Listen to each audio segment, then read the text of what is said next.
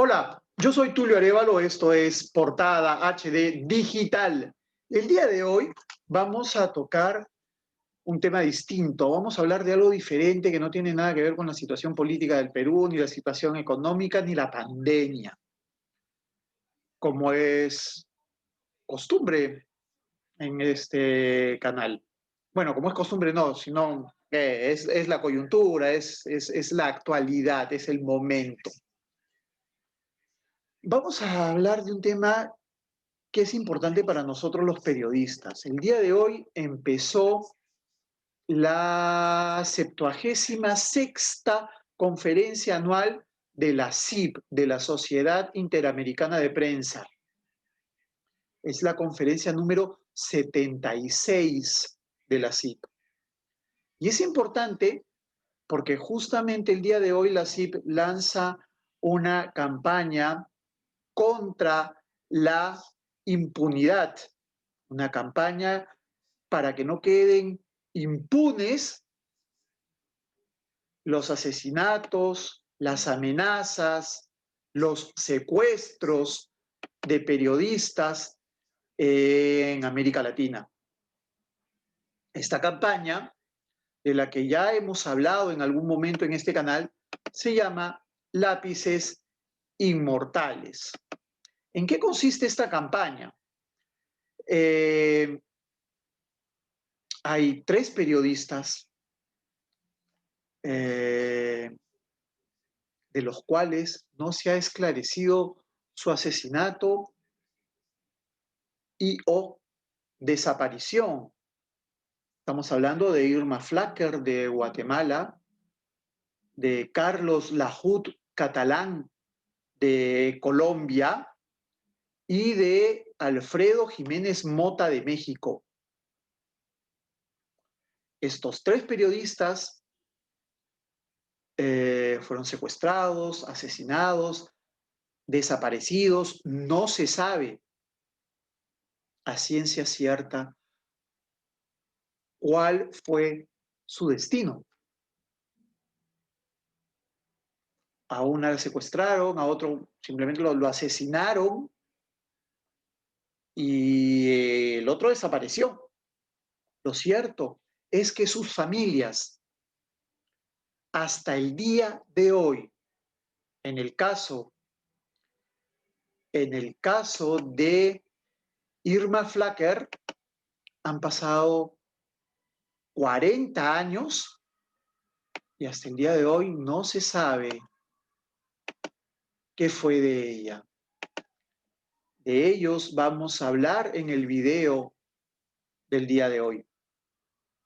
Esto es Portada HD. Si le gusta este video, suscríbase al canal, dele like al video, dele click a la campanita para que se entere cuando subimos un nuevo video.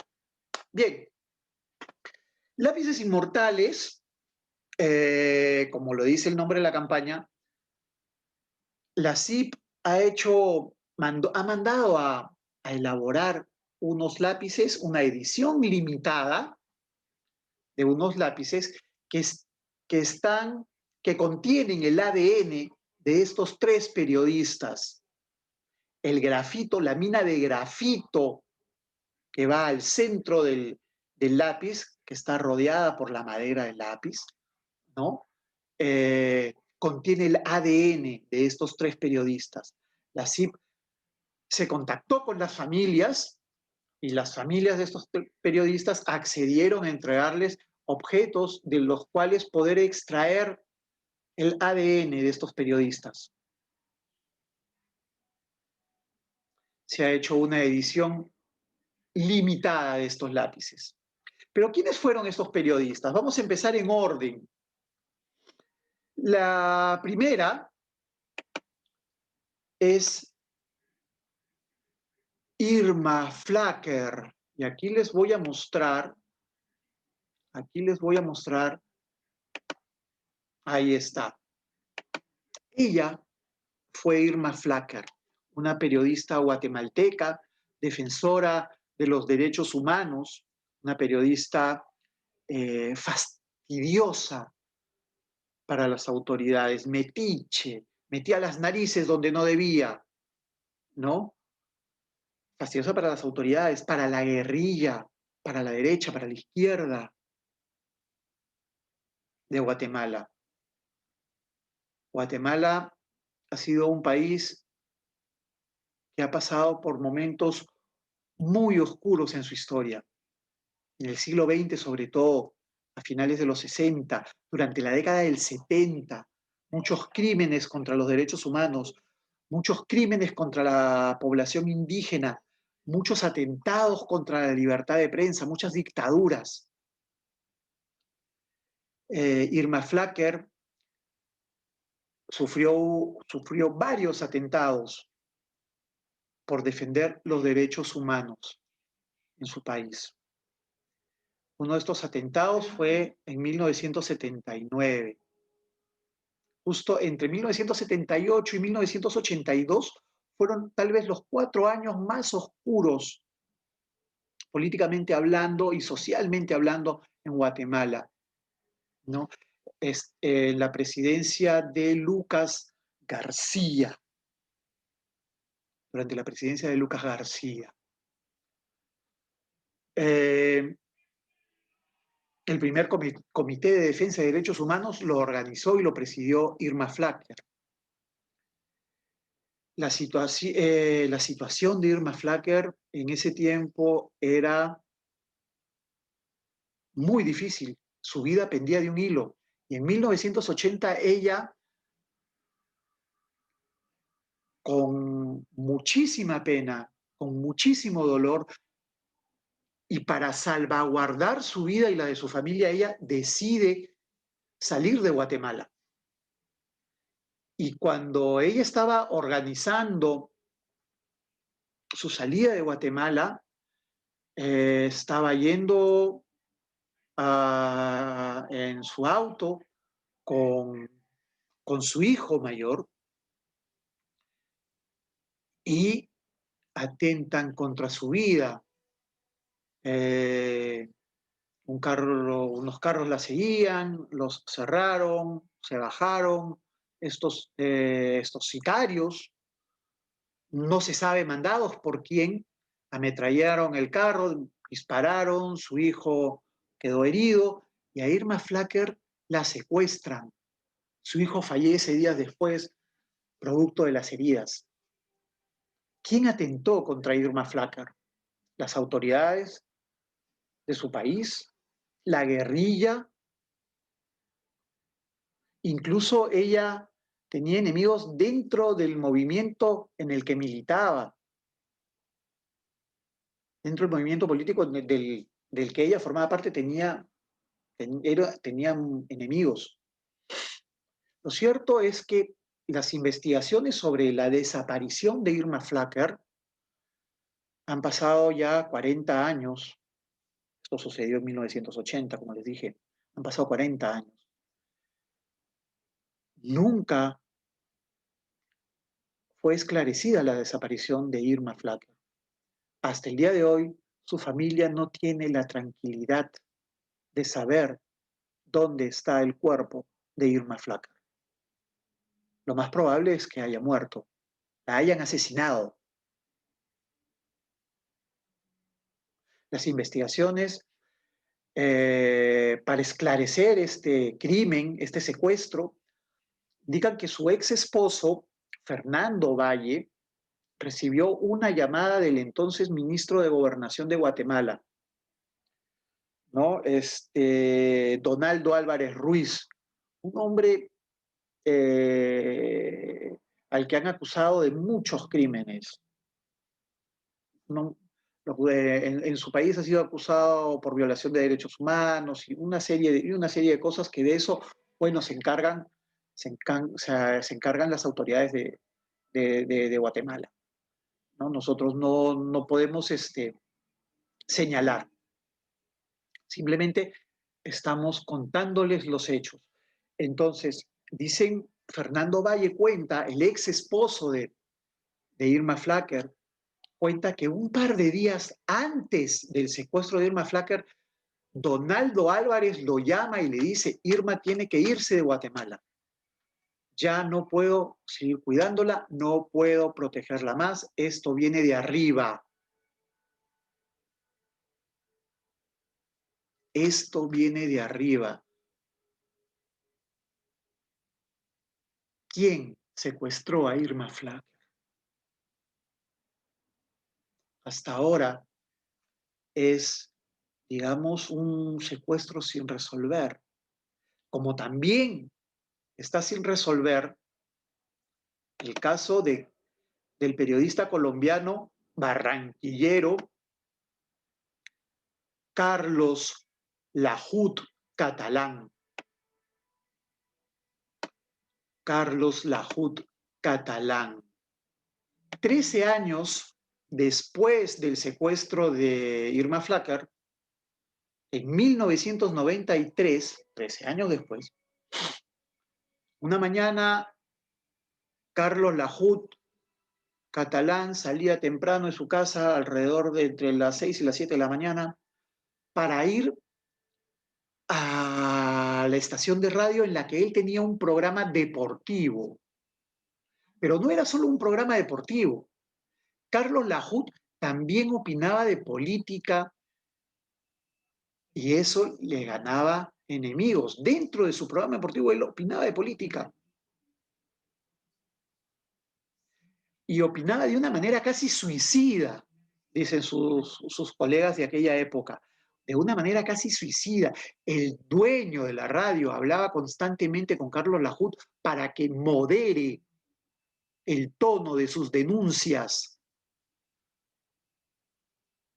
porque era perjudicial para la radio y también para la vida de Carlos Lahoud, como finalmente fue.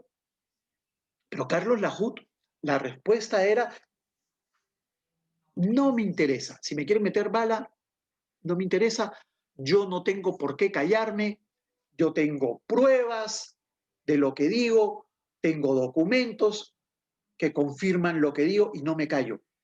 Eso respondía Carlos Lahoud Catalán. Y ese día, en abril de 1993, una mañana de abril de 1993, Carlos Lahoud, cuando estaba a dos cuadras de la estación de radio en la que tenía su programa, es interceptado por dos sicarios en moto, al más puro estilo de los sicarios de Pablo Escobar, y lo matan. Se bajó uno y lo mató a quemarropa, pum, pum, pum. Hasta el día de hoy no se sabe quién mandó asesinar a Carlos Lahoud Catalán. Hasta el día de hoy. Han pasado, ¿cuántos años? 27 años. No se sabe quién mandó a matar a Carlos Lahoud Catalán. ¿27?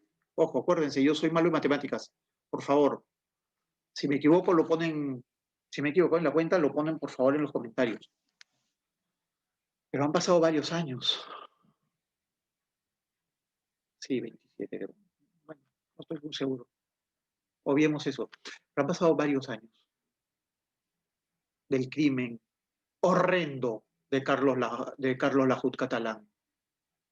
Días antes, como en el caso de Irma Flacker, días antes el alcalde de Barranquilla, que era una de las autoridades señaladas por Carlos Lahoud de ser corrupto, de recibir dinero del narcotráfico, había hablado durante un evento público, sin referirse directamente a Carlos Lahoud, sobre lo que podía pasar con algunos periodistas. Y antes, uno de los principales asesores del alcalde de Barranquilla en ese entonces, tengo el nombre por acá, un señor Bernardo Hoyos, mucho gusto, Tulio Arévalo. El alcalde era Bernardo Hoyos y el asesor era Roberto Ferro Bayona, mucho gusto también, Tulio Arévalo. El tema es que habían hablado y habían escrito sobre el trabajo de periodistas como Carlos Lajuti y lo que podía pasar.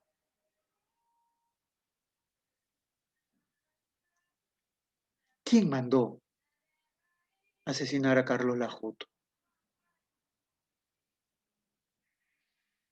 Definitivamente algo de verdad o algo de razón tendría en sus denuncias Carlos Lajuti para que le hayan pasado estas cosas. Y hasta el día de hoy,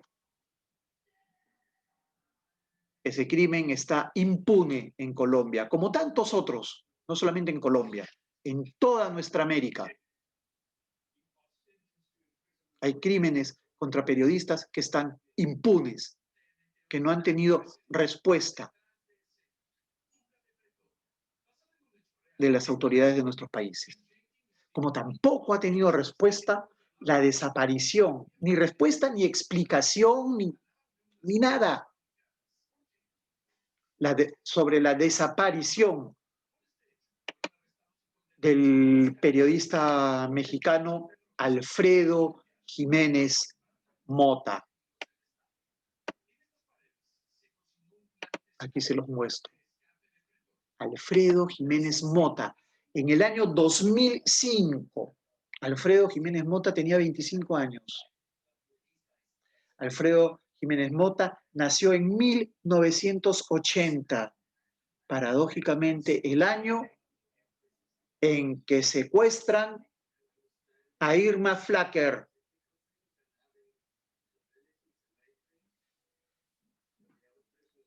Alfredo Jiménez Mota empieza a trabajar como periodista cuando estaba estudiando y él empieza haciendo periodismo de espectáculos, algo relativamente tranquilo, pero en el camino se hace cronista policial, empieza a escribir crónicas rojas y ahí empiezan sus problemas, las amenazas contra Alfredo Jiménez. El día que desaparece Alfredo Jiménez, él había quedado con sus amigos del diario El Imparcial de Hermosillo en ir a tomar unas cervezas, como cualquier muchacho de su edad después del trabajo. Pero antes tenía que encontrarse con unas fuentes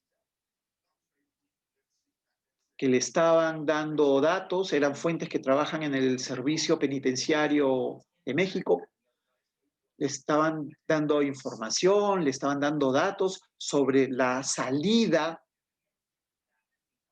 de unos presos que estaban acusados de narcotráfico.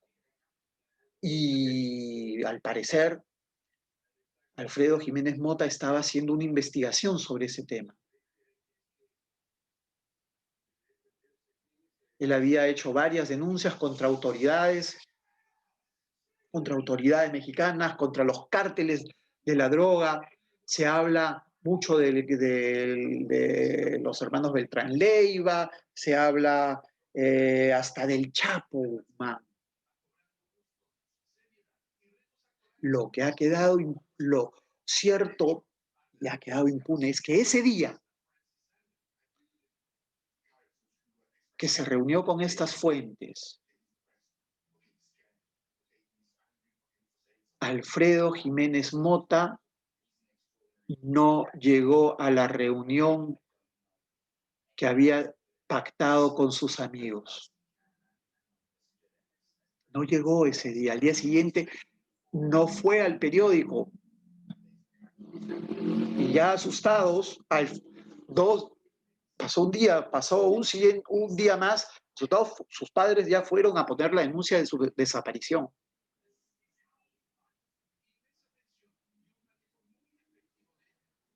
Y hasta el día de hoy no se sabe lo que pasó con Alfredo Jiménez Mota.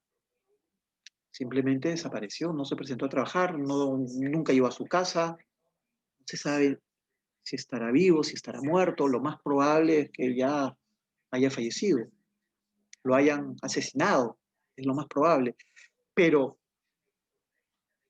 lo injusto es que no se esclarezcan estos hechos. que las familias no tengan el consuelo, la tranquilidad de, de saber dónde están sus seres queridos. Este trabajo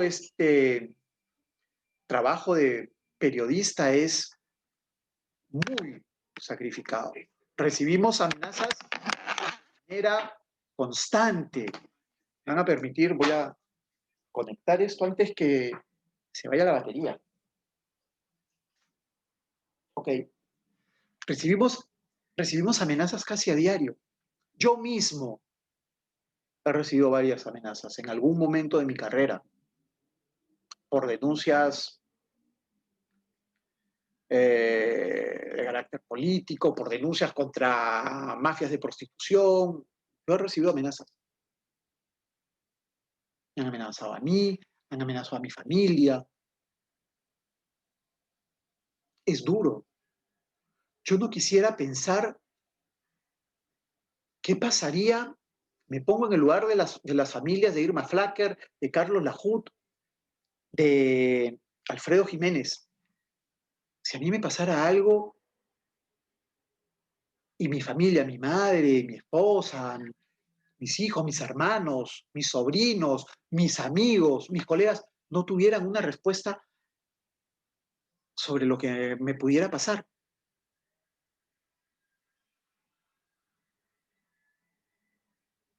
No quisiera pensar qué pasaría si le sucede algo a alguno de mis amigos, a alguno de mis colegas, y no hay una respuesta sobre lo que les ha pasado. Las autoridades de Guatemala, de Colombia, de México, tienen una deuda moral con las familias de Irma Flacker, de Carlos Lajut Catalán y de Alfredo Jiménez Mota.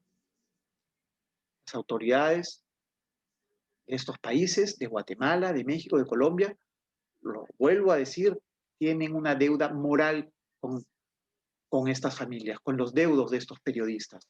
Merecen saber qué fue de ellos. ¿Quién secuestró a Irma Flacker? ¿Quién mandó matar a Carlos Lajut? ¿Y qué pasó con Alfredo Jiménez Mota? Yo soy Tulio Arévalo. Esto es Portada HD Digital. Si les gustó este video, deje su comentario, dele like y suscríbase al canal. Chau, chau. Hasta el próximo video.